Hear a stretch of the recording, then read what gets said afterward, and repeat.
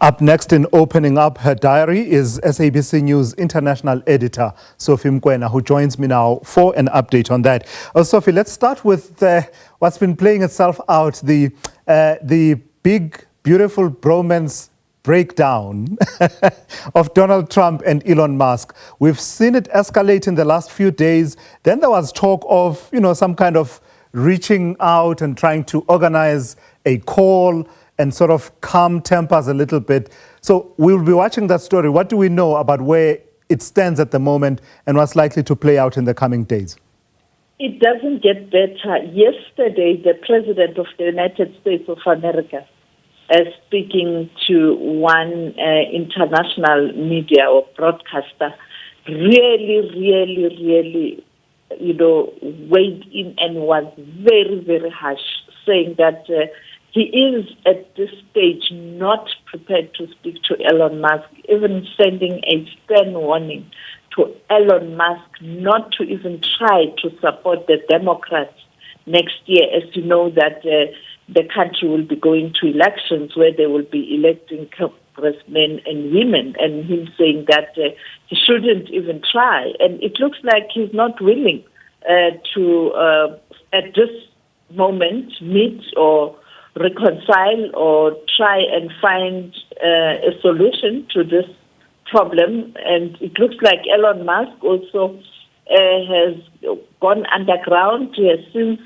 removed a post on X where he made insinuations that Donald Trump was in the Epstein diary in terms of the story. As you know, that there has been suspicion that FBI is not willing to release all the documents because President Trump might be found wanting. And I think it is bad. I saw earlier on Elon Musk's father in Russia.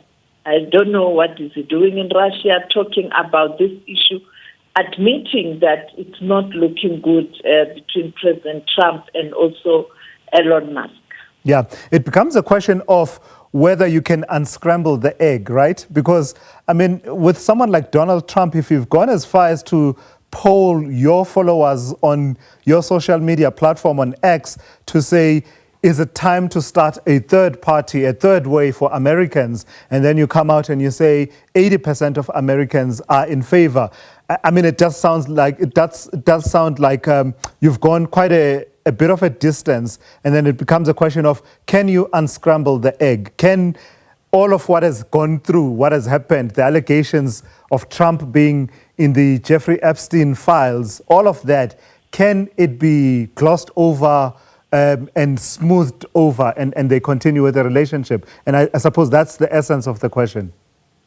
Yes, clearly that post on X was a clear indication that it's over between Elon Musk and the Republicans, and therefore him mobilizing Americans to start a new party, an indication that he doesn't want to support the Democrats.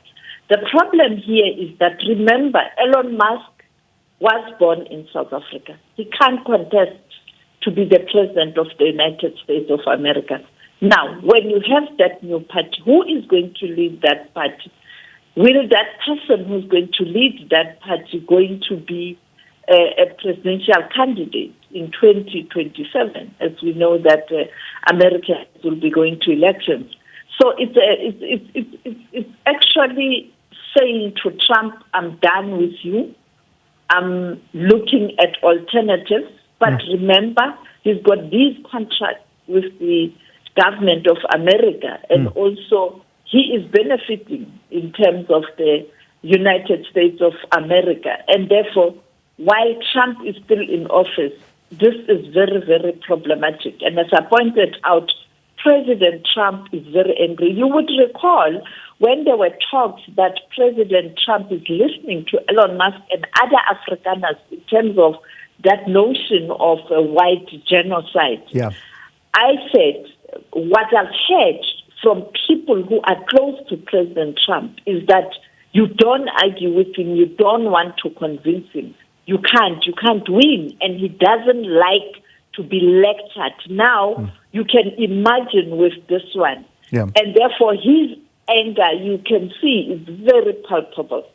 So all of this drama happening at home in the United States, I don't know, for some reason it does seem like there's a bit of a let-off for the countries that had been a major focus for, the US president, countries such as Canada. But Canada will be back in the spotlight in the coming days, and that's because they are hosting the G7 meeting, and our own president will be traveling there.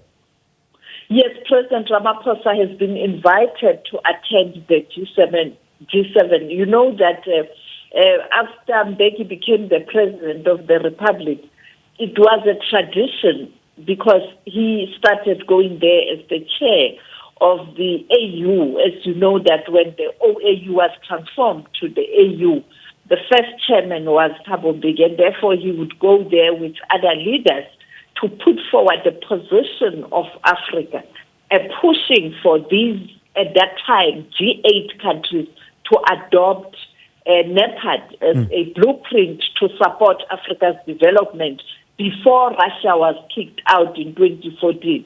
And then President Zuma did, and later he didn't get invitations. And then, of course, that started again this tradition to invite South Africa with President Ramaphosa.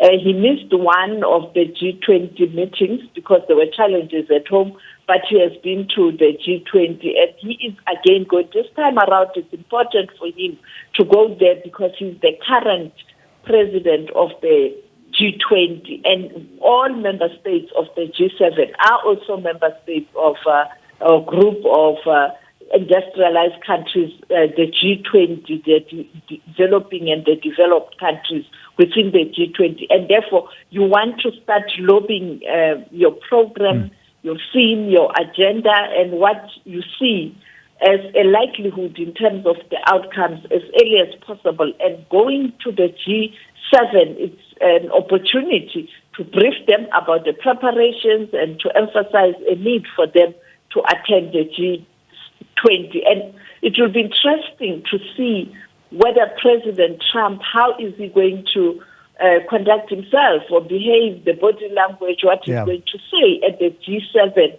Having Canada, he wants Canada to be part of United States of America. That has led to hostility. On the other hand, you have people like President Ramaphosa. His spokesperson said that nothing is lined up with the U.S. because they've had their meeting with the U.S., but they are still working on bilaterals. But, during photo op, when they walk towards that platform where they are going to take a picture, there will be a moment to greet each other, and therefore it will be interesting to see the body language.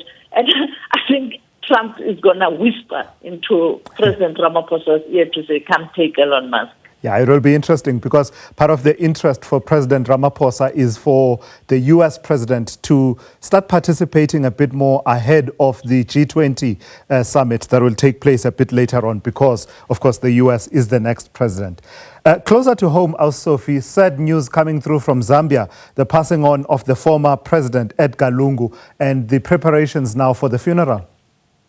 Yes, quite a challenging one there. You have a situation where the party, the Patriotic Front, is divided.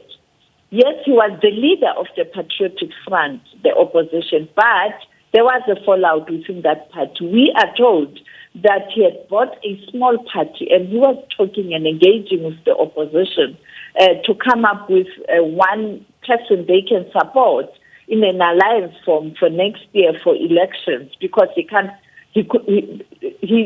couldn't contest, because of the term of office and the ruling by the Constitutional Court, and he was not going to be able to contest elections.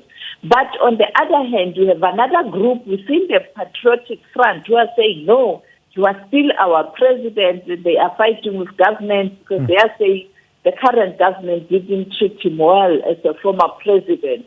The family also raising concerns around how he was treated by the current government. The current government yesterday announcing that he will be accorded the state funeral. Now it's a contestation.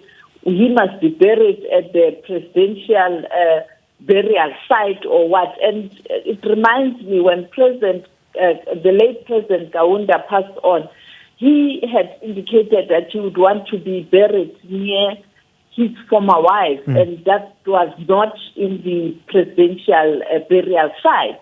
But Edgar Lungu, because it was 2 months before election, insisted that he be buried there, overruling the family. Now today, it's his family that has to deal with difficult decisions because of that hostility. Because we know before President KK Kaunda passed on, he had refused to support the late President Edgar Lungu. So politics are playing itself now. Yeah, and it's always vibrant in Zambia, always vibrant in terms of the politics of that country.